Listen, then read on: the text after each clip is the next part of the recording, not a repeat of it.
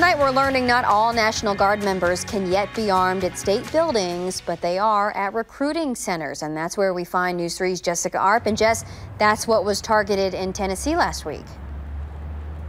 Well, yeah, that's right. A recruiting center was one of two targets down in Chattanooga, Tennessee. And here you can see there are locations for all four branches of the armed services. And then a separate, right in this same little strip mall area, a separate office for the Wisconsin National Guard. That's where there is now armed personnel, although volunteers have been trying to change that.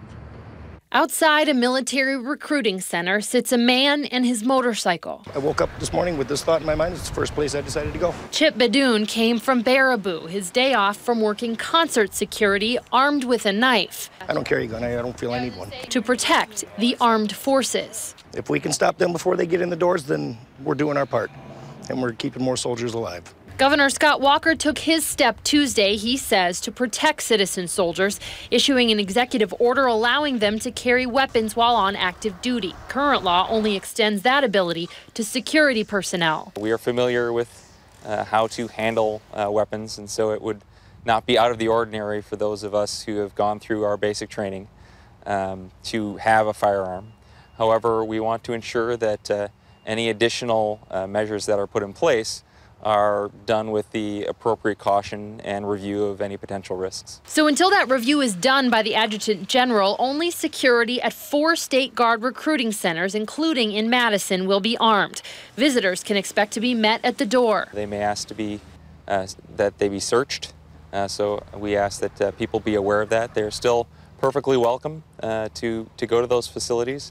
However, their safety and security is of utmost concern to us, and we want to ensure that we continue that. Across the parking lot, I'm constantly looking around to see who's pulling in the parking lots and in front of the door. 4 other offices remain unarmed. It's always in the back of my mind. I mean, if it happened in Tennessee, it could happen here.